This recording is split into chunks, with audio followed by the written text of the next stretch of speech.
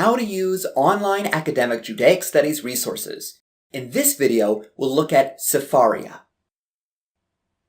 Sefaria is a great resource for finding traditional Jewish sources in both Hebrew and English text, for finding traditional commentaries on ancient texts, and for searching traditional Jewish sources.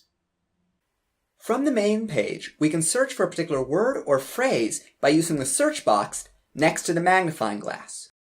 When you click in the search box, the Hebrew letter Aleph appears to the right.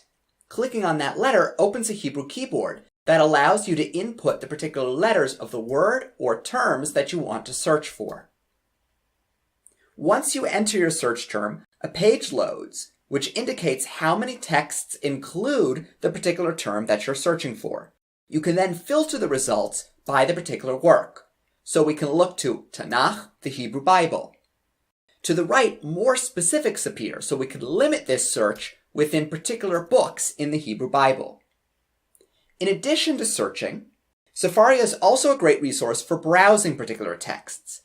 Clicking on the three bars in the upper left-hand corner opens a page with a variety of different works.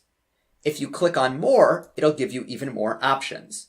So let's say we want to get the text of the first Mishnah in Tractate Brachot. So we select Mishnah, which then opens a page with the different tractates listed.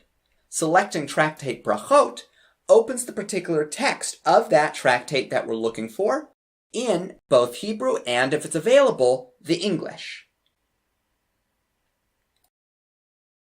In the upper right, we can toggle between displaying the text just in Hebrew, or just in English, or in both English and Hebrew.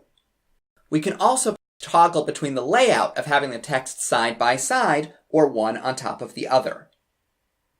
If we click on the text, a menu opens up on the right with traditional commentaries on the text, with references to the Hebrew Bible, to the Talmud, and the Midrash.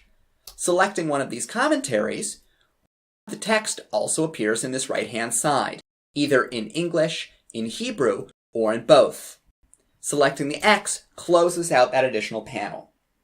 If we click on the X in the upper left-hand corner of the page, this returns us to the Browse menu, which still records recent searches that we've done.